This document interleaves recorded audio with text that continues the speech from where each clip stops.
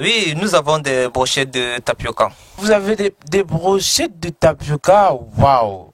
Ça s'annonce intéressant. Oui, oui. Montrez-nous comment faire des brochettes de tapioca. Le secret se trouve dans la préparation de la viande. Monsieur, est-ce qu'il y a un choix particulier que vous faites dans votre viande? Il faudrait avoir un boucher qui vous livre déjà un bon filet de bœuf bien tendre. Parce que, moi j'opte pour les filets de bœuf parce que le filet c'est la partie du bœuf qui ne menace pas, qui n'est pas brutal, qui n'est pas dur. Même celui qui a mal aux dents peut manger sans problème. Même un enfant peut manger sans problème. Bon, c'est vrai, c'est cher, mais c'est la qualité que je prends. Après l'avoir découpé, on met les condiments et ensuite... Oui, monsieur, quelle est cette poudre blanche que vous venez actuellement de mettre dans la bassine qui contient les brochettes de bœuf que vous avez déjà découpées? Ah, justement, c'est du cancan. Bon, en fait, le cancan, c'est du poivre blanc déjà écrasé. Bon, ils sont souvent sous forme de rondelles. Oui. Ça fait partie des condiments. On utilise beaucoup plus dans les condiments pour faire le cuit, le taro sauce jaune et bon, bref, les nourritures de l'Ouest en général. Ok, d'accord, je vois. Oui, c'est-à-dire, d'abord c'est nourrissant et ça donne un goût appétissant. Quelle est cette poudre rouge? C'est quoi? C'est la tomate séchée, oui, qu'on a écrasée.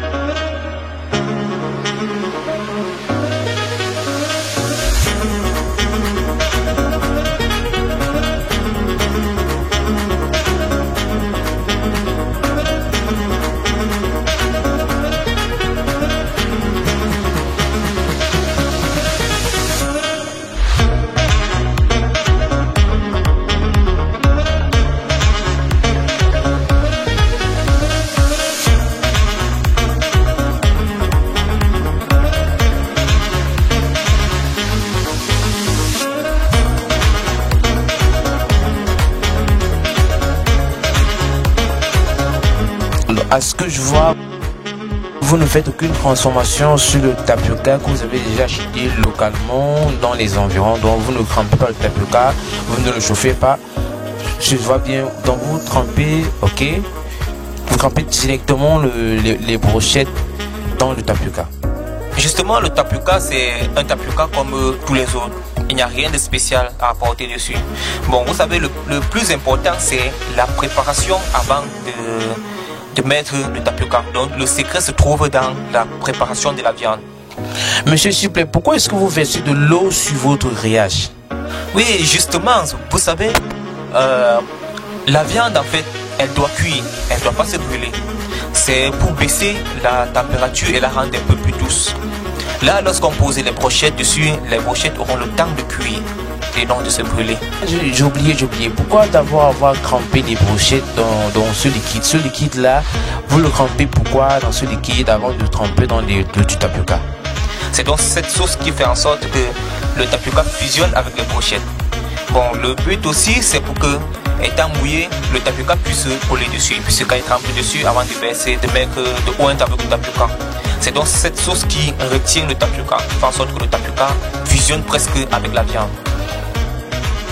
Wow, merci. Merci beaucoup, monsieur, pour la préparation pour la méthode de préparation des brochettes de bœuf au tapioca. C'est depuis combien d'années que vous exercez ce métier? Bon, ça fait déjà environ 14 ans aujourd'hui, durant laquelle j'ai eu 3 ans de formation. C'est après 3 ans que je me suis installé à mon propre compte. Donc c'est depuis tous ces temps que vous émerveillez les langues et les papiers des portuaires, parce que présentement vous êtes à l'entrée principale du bâtiment administratif du port autonome de Douala et juste derrière nous se trouve la mer. Donc c'est depuis tout ce temps-là que vous avez acquis de l'expérience pour satisfaire ces clients-là. Et quels sont les types de clients qui viennent plus vers vous? Est-ce que ce sont les clients de la haute classe, ceux de la basse classe, ceux de la moyenne classe? Il y en a des messieurs, c'est-à-dire qu'en veste qui viennent, qui en consomment. Il y en a ceux juste des passants, il y a des commerçants. Donc c'est tout type, toute catégorie confondue.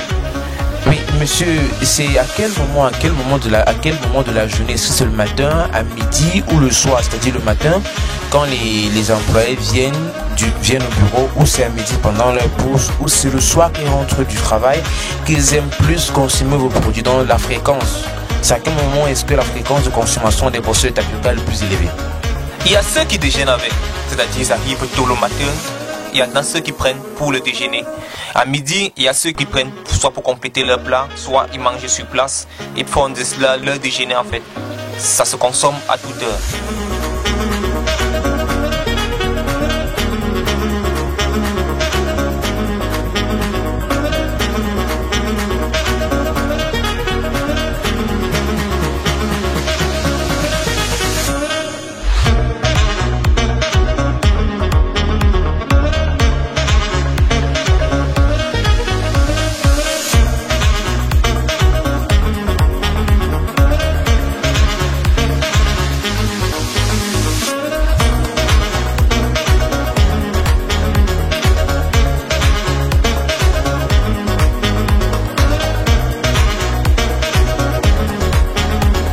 Merci beaucoup, monsieur. Est-ce que c'est possible d'avoir les brochettes de tapioca pour 500 bons? Disons que je suis un employé et j'aimerais consommer vos brochettes de tapioca, bien évidemment, pour ma pause. C'est bien possible. Je vais mettre 4 brochettes au feu. Oui, monsieur, pourquoi réchauffer les brochettes alors qu'ils sont juste à côté du feu? Certes, c'est vrai, c'est déjà cuit, mais il faut toujours réchauffer. Parce que vous savez, il faut être hygiénique. C'est vrai qu'il y a ceux qui préfèrent manger à froid, mais pour plus de sécurité. Je vous découpe aussi les oignons pour assaisonner votre pain.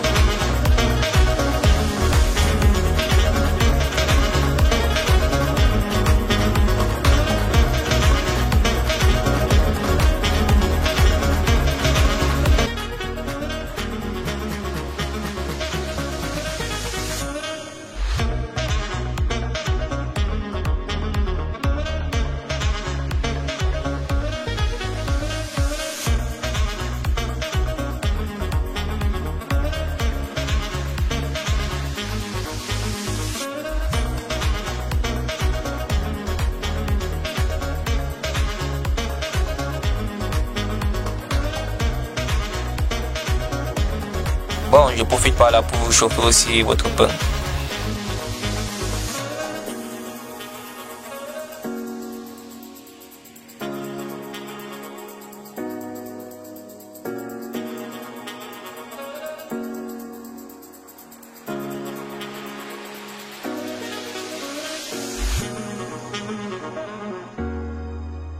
Merci beaucoup, monsieur. Votre monnaie, bonne journée à vous et bonne continuité. Ça a été un plaisir.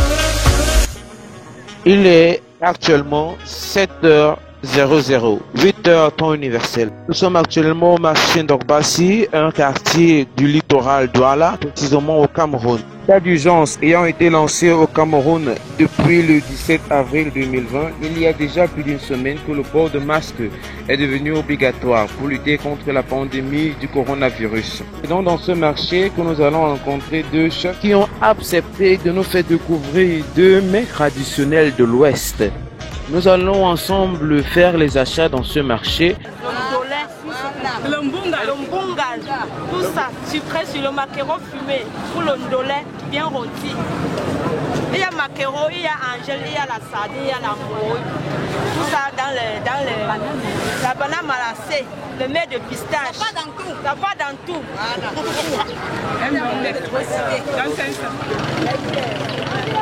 Et ensuite, nous allons les retrouver dans leur cuisine où nous allons respectivement les poser quelques questions et voir la méthode appliquée pour préparer ces délicieux mets traditionnels de la région de l'Ouest du Cameroun.